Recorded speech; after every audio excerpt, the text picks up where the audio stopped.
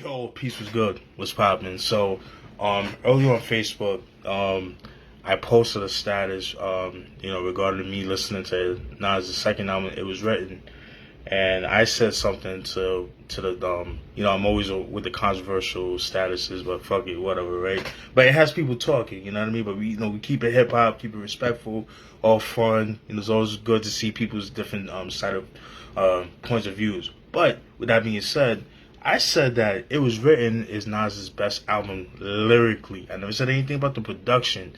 A lot of you guys keep saying Illmatic is his best album, but let's keep it real. Y'all saying that because of the beats, okay? And how I know that is because, let's say, hypothetically speaking, if Illmatic was all produced by Lost Professor, would it have gotten the same critical acclaim that it has now? I don't think so. That's no such to Lost Professor, but don't believe me? Go listen. If you listen to, look at Akinelli's first album, Vagina Done It. That was all produced by Lost Professor, and that album was highly slept on, and the beats were fire. But again, it goes back to what I said. Again, it's the production. Y'all going by the production. And another thing too, regarding the production too, a lot of people, especially hip hop heads, I hate to say it, but when it comes to the track masters, they get so much hate. And I used to be one of those cats too, growing up, like, oh, fuck track masters. But as you get older, your taste changes. And man, like the lyrics that Nas is just like, yo, it was written, man. Like his pen games has gotten a lot better over the years, man. In my personal opinion, you know what I mean? Because I feel like Nas and Illmatic, he was dope. He was dope lyrically, but I just felt like he didn't really have a lot of subject matter. Whereas It Was Written, he had subject matter. For example, songs like "I Gave You Power."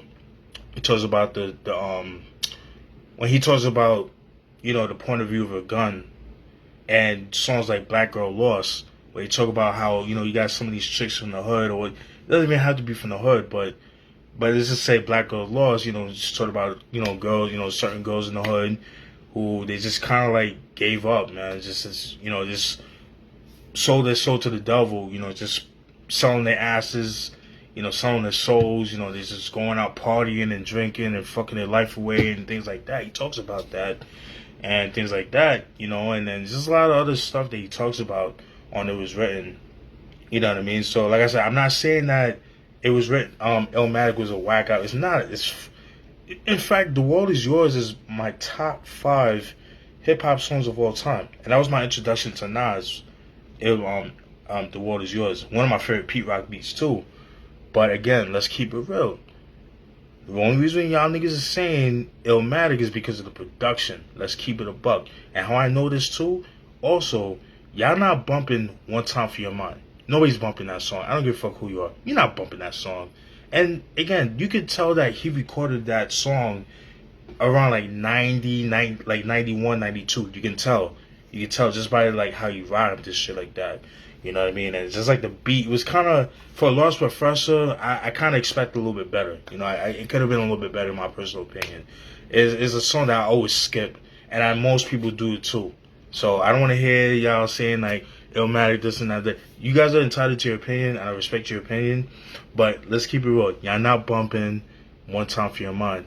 Another thing too, a lot of people that talk about Illmatic, y'all don't talk about OC's Word Life. The album to me is bar to bar with Illmatic in my personal opinion. In fact, I believe there was a rumor that Nas was supposed to be on OC's album Word Life, but I think he missed a session or some shit like that. He didn't make it to the session. And if you listen to that album, it goes parallel with Illmatic, man. The only difference was that Nas was under Columbia Records, and OC's Word Life was under Wild Pitch. So obviously the machines can be a lot bigger, you know what I mean? And Columbia, Sony, Rough House with Cypress Hill, Fugees, Michael Jackson, and a whole bunch of Mariah Carey. So obviously they're gonna have the bigger promo and things like that. So, but yeah, but It Was Written, man, people need to go back and listen to that album, man. And again, going back to Trackmasters, like I said before, man, people are sleeping on Trackmasters because again, they going by what like some of the R&B joints that influenced they production that they did, but they don't realize that Trackmasters, they have a back, like, you know, they have like an underground, you know, setting, like an underground pass. Like they've worked with Coogee Rap, they worked with Chubb Rock, they worked with A-Team, they worked with Big Daddy Kane, Pudgy the Fat Bastard. I believe they did stuff with Little Sean. I'm not sure, I could be wrong, but they did so much stuff. And again, shit, Red Hot Love and Tone, when he was doing his solo stuff before he started getting into production, you know what I mean? I mean, he was doing production then, but I'm saying like when he stopped rapping and, you know, he just became Tone. He just cut off the Red Hot Love and Tone and just kept the tone, you know what I mean? People don't talk about that. So again, it's like, I don't know, man, but yeah, I think some of you guys need to do your research, man, and like, you know, just give it a chance. It's not a bad album like people make it out to be. And don't get me wrong, the only two songs I didn't really care for It Was Written was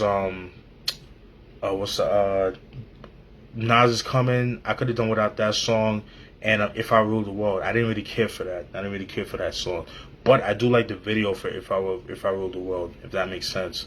I wasn't crazy about the whole like that Curtis Blow sample. I was just not crazy about that. Was never a fan of that song. You know what I mean? But you know, it's just my personal opinion. I think that was a Curtis Blow. I know somebody's gonna correct me on that, but I just wasn't too crazy about that song. Never was crazy about it.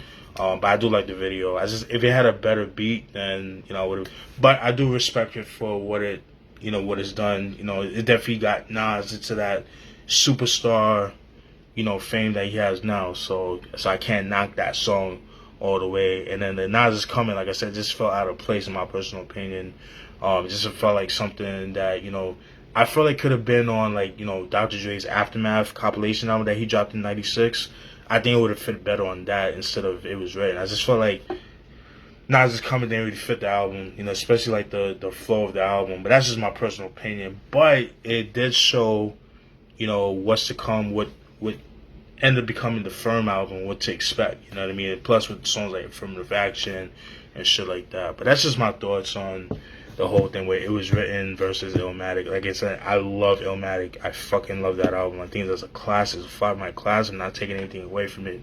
But It Was Written is also a 5-mic classic. Regardless of the two songs I don't like, it doesn't have to have you could skip a couple of tracks and it still be a classic in my personal opinion. That's just me. I know some people might disagree with that, but I don't know. But that's just my personal thought. I just wanted to throw that out there. It's just get it out of my head, you know, because it's fresh in my mind. You know, just had to throw it out there. So let me know what you guys think. I'm down to talk, man. But yeah, this is my thoughts. All right, hold it down. Peace.